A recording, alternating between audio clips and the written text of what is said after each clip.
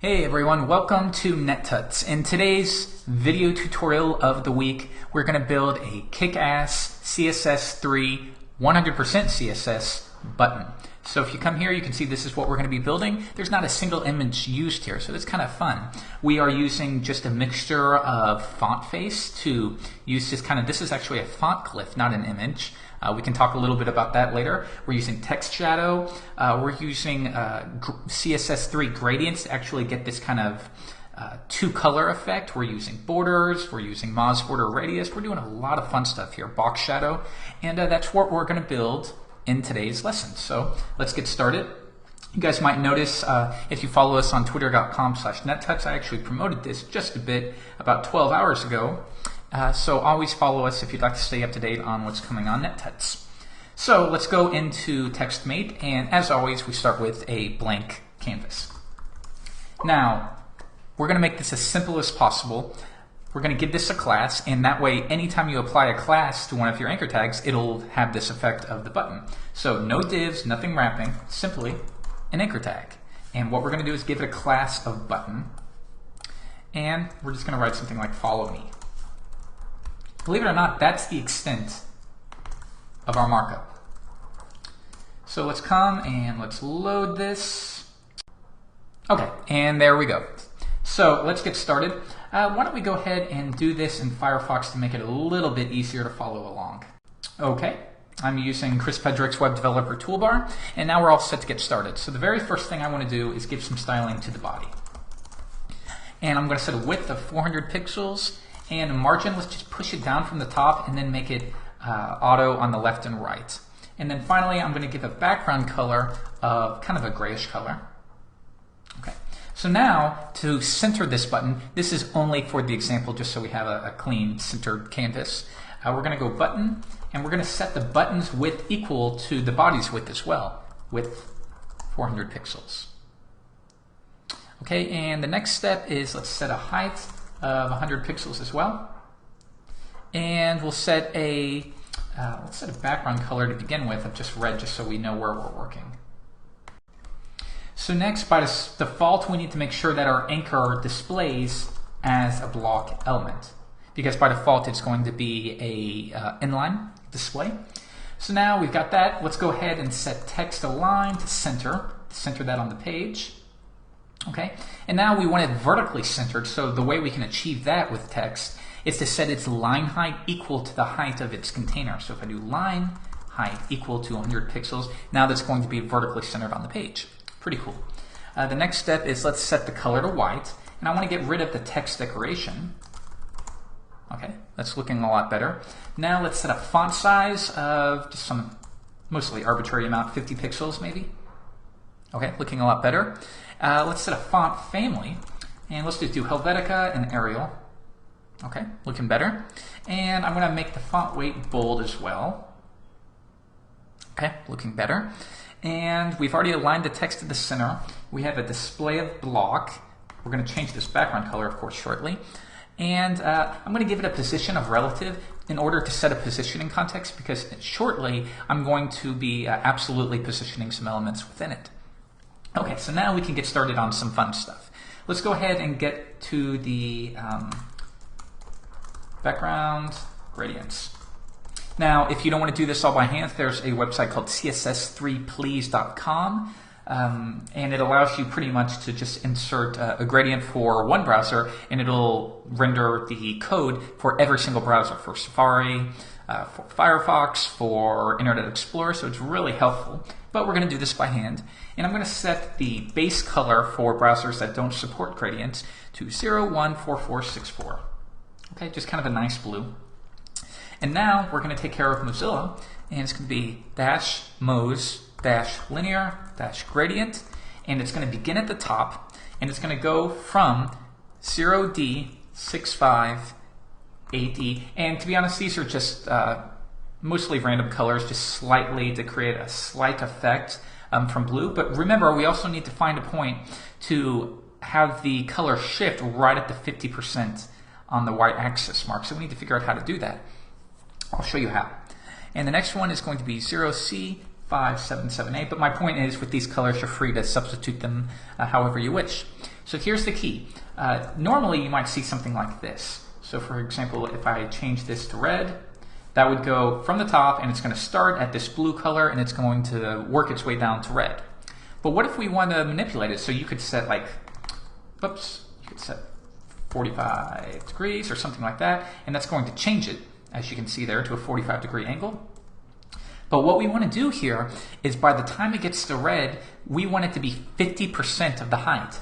So if I change that to 50%, you can now see the difference. At the 50% mark, right about here, it's going to be 100% red. So we can use that to our advantage. So I'm going to go and change that back to this color. Okay, and you're not going to see, I think on this low resolution, you may not see the colors, but these are slightly different colors, and of course subtlety is important.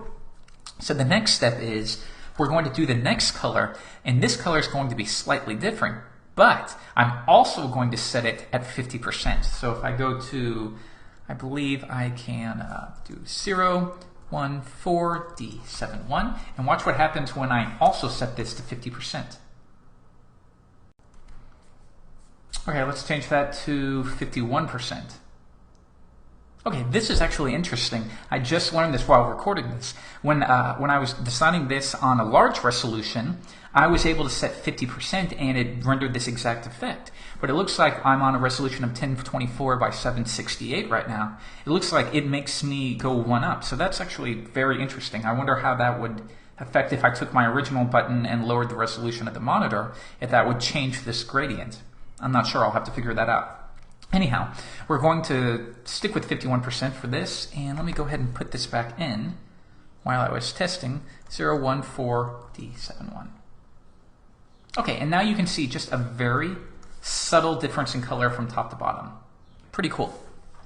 And then finally, the last step is, because remember, subtlety is important, and we do want to give this as much depth as possible. So at 51%, it's going to be this color, which is right here. And then I want it to continue to a darker shade. So I'm just going to do comma, and I'm going to do another one. And this one's going to be 003E5C. And once again, if I want to change this so it's easier for you to understand, you can see now it works its way to red. And here, it's just going to work its way to a slightly darker shade of blue. And now we have a really nice effect. Okay, so pretty cool. Starts at top, starts at a light blue. It makes its way to this slightly darker blue, and it needs to be at that color by 50%. And then immediately following it at 51%, we're going to change the color to an even darker shade of blue, and then it's going to work its way to the very bottom to an even darker shade. Cool. So now we need to take care of WebKit. Unfortunately, they don't get along, and we need to do WebKit gradient. And here, the first parameter, we need to specify whether it's radial or linear. It's going to be a linear gradient, and it's going to start at the top. Pretty much we're saying left, top, very top left, to left bottom, to the very bottom. And it's going to go from, or you can do from, you can do color stops. Like I believe that CSS3 site, they just do color stop at 0 and then they do color stop at 1. That might be easier for you to understand whether going from to 2 or color stop 0 to color stop 1. We'll do the color stop method because I've never done that before in the video tutorials, but do whatever you want. And we're going to go from 0D658E. And pretty much what we're doing is we're just taking these colors, we're taking this and pretty much translating it to something that WebKit can understand. And then I'm going to do, and why don't I make this a little bit longer, color stop 0, and of course we're going to do a color stop at 0.5, and this time it's going to be this color, so I can just paste that in. And we want to make sure that we're doing commas after every color stop. So I'm going to do another color stop. And once again, I was doing 0.5 or 50%. Notice with Mozilla, we can pass in a percentage, while with WebKit, it wants to see 0.5 for 50%. So I was doing 0.5, but I wonder if on the lower resolutions, if I might need to do something like 0.51. I'm not sure. I'm going to leave it at 0.5 for now, and later we can check this in Chrome to test it, because note that none of this code here is going to be reflected in a Mozilla browser. So let's copy that, paste that in, and then finally it's going to work its way here, and we can do another, or we can do 2 if we want to change it up to that color. Okay. Or you could do color stop 1. You can do whatever you want. And that takes care of it. So if I pull this out, we have a nice, cool effect. Okay, so let's continue on and let's do some more fun stuff. And we are going to now work on border radius. And what we'll do here is set Moz, and you know what I'm going to do is zoom out here so it's easier for you to see. Moz border radius, and let's set it at 10 pixels. Okay, and now we should get these rounded corners. And we're not, which means, sir, I missed a closing paren above. Yeah, this one happens a lot. Make sure when you close this, you actually have a opening parentheses at the very front. So here at the very end, we're closing the 2 parens, but we need to do one more. And I think that'll fix it. Yep. And now we see we have nice rounded corners. We're going to do the same thing with WebKit and just apply the WebKit prefix. And then finally, let's do the official version, border radius 10 pixels. All right. The next step is let's actually set our border. So we're going to set border 1 pixel solid. And what I want to do here is just set kind of an accent color. So 368DBE. Okay, and now can you see that we have this nice light blue effect? This is pretty common. You know, we're not doing anything groundbreaking here with these buttons. You just have some nice gradients and then you have an accent color on top. So set that there. And now we're going to set actually the border top color to get a little bit of a difference. Or I'm going to set the border top to be kind of more of a whitish color. So I'll say border top is going to be 1 pixel C3D6DF. Okay, and now you can see at the very top, it almost looks like it's coming out a little bit. If I zoom in, you see we have kind of a nice white top. Cool. Okay, so the next step is let's do some text shadow. And what we're going to do here is just give a slightly black lower shadow behind the text. And I'm going to set text shadow, and it's going to be the X offset, the Y offset, the blur, and the color of the shadow. And it's going to be 1 pixel to the right, 1 pixel down, 1 pixel worth of blur, and it's going to be, if I set it to red, for example, you'll be able to see that effect. So if I were to set it down 10 pixels, you can see what we're doing. Set it all to 1, subtlety is important, and I'm just going to set that to black, or some people say you would never have a full black shadow, so set it to a dark black. It doesn't matter, we'll keep it at black for now. Okay, and now we just have a nice effect. Okay, so let's continue on and do some more. Why don't we add a box shadow? And what we'll do here is set Moz box shadow, and once again, X, Y, blur, color, 0, 1 pixel, 3 pixels of blur, and we're going to set it to black. And now you can see what I'm doing here is if you look right below the box, we're just giving it a slight shadow. If I get rid of that, it disappears. Notice how much that really helps to give it a little more depth, right? So now I'm going to copy that, and we're going to do the same thing for WebKit. Luckily, those two get along, and we'll do the official version as well. I believe IE9 will be rendering box shadow and border radius properly, so always make sure you do the official version. Okay, and so far we have a nice button. So I'm going to copy this and come back, and we're just going to put this in line to save ourselves some time. But we have more to do, so close that out, refresh the page. But as it is, we have a cool looking button. But I want to take it even further, and we're going to take advantage of font face, and we're going to add some custom font glyphs, and we're going to find a Twitter bird. So let's do that now. We're going to go to fontsquirrel.com, and I'm going to font face kits, and this is where you can have a lot of fun. If we come down here, we could use an image, and truthfully, it would probably be lower file size if we just took a little 1K picture of a Twitter bird, but the whole point of this was to see if we can do it without images. But do know that if you download a full font face file, the file size could be larger, but it just depends on how much you're going to use the glyphs. So you can grab a custom font, but what I want here is the little fun font. So if we come down here, there's lots of really cool stuff. Like if you want to take a dingbats, you can actually assign those to key letters or letters and use that actually for the visual side of your website. But what I want here is this one called F-font. So if I click on it, font info, this just took me a while, but I did find this one right here. If you look at that, it looks like a Twitter bird, it'll pass as it, so we can get away without using images. So I'm going to come back and I'm going to download that font face kit, and we'll save it to the desktop. Okay, and here we go. So I'm going to unzip that, and I'm going to bring it into CSS3 button. And I'll do one more thing. Let's change that just so it's easier to font. All right, let's come back, and I'm going to open up the project drawer. And if we come down here, they actually give you a style sheet that you can work off of. So the only thing we need to make sure we do here is, because we're going to be referencing it from index.html, we need to change all these URLs to first go into the font folder. Right? So let's change that one. And let's change the SVG version. So what it does here, just to give you a quick example, we're setting font face, we set the family, and this can be anything you want to call it. I could change that to F-on, whatever we want. Just keep it the base. And at first it's going to try to take care of Internet Explorer, so you want to make sure you do that one first. And it's going to look for an EOT file right here. Now if you're not in Internet Explorer, the browser's not going to understand that, so it's going to move to the next line. And first it's going to look for the font locally, so we could look for F-on, I don't know, regular, whatever the natural file name would be. And if it does not find that in the fonts folder locally, it's going to load it, and it's going to load font / that file, and then it's going to fall back to the true type, and then it's going to fall back to SVG.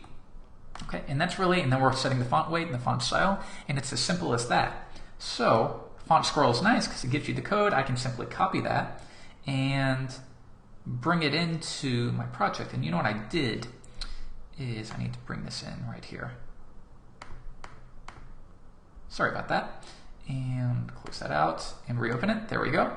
And let's place this at the very top. Okay, so now we have our font face. So now that we have this, we can actually take advantage of it. So let's come down to the bottom, and we're going to have a little more fun. And you may not be familiar with this if you're somewhat newer. You can add a colon after or before, and this allows you to add content before or after an element. So a lot of people use it. If you've ever heard of the clear fix hack, not really a hack, but the trick. And what it does is it allows you to set maybe content to a period, display block, clear both, visibility, I can't even remember all this, visibility hidden, I think there's one more, height 1% or something like that. And what this does is, if a parent has floated children and the parent is no longer taking up any space and you want it to contain that, one way is to set overflow hidden, but if you're in a case where you really can't set overflow hidden, maybe certain elements need to appear outside of the element, you use clear fix, where you set content after the button of just anything. It can be even blank, I believe. You set display block, clear both, make sure its visibility is set to hidden. And what this will do is, when you add information and you set it to clear anything above it, you force the element to contain the parent. Okay. Got off track there, but here we're going to use before, and mostly we're just doing this to have some fun. We're going to set the content here, but first let's set the font family. And the family is going to be that new custom font, and it's going to be F-on regular. Okay, so now I actually had to just experiment with all the different letters to find the one I wanted, and what I found was the letter I wanted was V. So now when this V is displayed, it's actually going to be, I believe, that Twitter bird. So if I come back to Firefox, come back here, refresh, what is it, CSS3 buttons, nope, let's open. Okay, now you can see it shows this little Twitter bird. So if I want to change this, you could even create your own font pack, and we actually had a tutorial not too long ago about creating icons. So there's just tons of really cute ones that you could take advantage of. But what I basically did was I just did a bunch because I couldn't find the documentation, and there's just all of these different little glyphs that you can use. Pretty neat. But we're going to change this back to V. We've set our font, and now we can continue expanding. So I don't want this just to be white. I want the color. We can manipulate this like we would any font to be 09232F. This was just picking a darker shade of blue, but it's still a little too small and I want to make it look a little better. So I'm going to set the font size to 90 pixels. Okay, looks good, right? But now you can see it's manipulating the text. So why don't we just do a float left? Okay, and now let's set the margin left to 35 pixels, mostly just playing around with it a bit. And let's bring the text closer to it. So we'll set margin right to about -10 pixels. Looks a lot better. And finally, let's set a custom, you see it kind of looks black behind the bird. Why don't we set a custom text shadow? And that's going to be 0 from the left, 1 pixel down, 0, and 4190AF. And if I believe this is a lighter shade of blue. And now you see it looks like it's been stamped in, and that's why you set a text shadow equal to a lighter shade of the color above. And I think that is just about it. So you see we're actually doing quite a bit here. Let's go back to twitter.com and compare it against what I did yesterday. Okay, yeah, and it looks pretty close. So if we come back, just making sure I got everything I wanted, and yeah. So let's take one last look at everything we're doing here. We're using font face to create a font glyph, and luckily there's one that kind of looks like a Twitter bird. We're using text shadow. We're being clever about the way we do our gradients so that we get this 50%, 50%, two different colors. But then these are even more in depth because we have a gradient going from here to here, and we have another gradient going from here to here. We also are doing border radius. We're setting custom border colors to just provide a little more effect. We're doing box shadow. We're doing quite a bit here. But the cool thing is now, anytime I want to add a new button, all I have to do is create an anchor tag, give it a class of button, and you might want to, actually that's not going to work, but you can modify it how you want, and now you have a cool button. And then you could even change any kind of custom glyphs if you want, or if you want, you can be a little more traditional and use an image, which is perfectly fine, and truthfully is probably a bit smarter. But with that said, this is really cool, and let me know if you have any questions. And as always, thank you so much for visiting NetTuts. Always follow us for the best written tutorials and video tutorials available on the web. And my name's Jeff Way, and thanks for watching. Bye.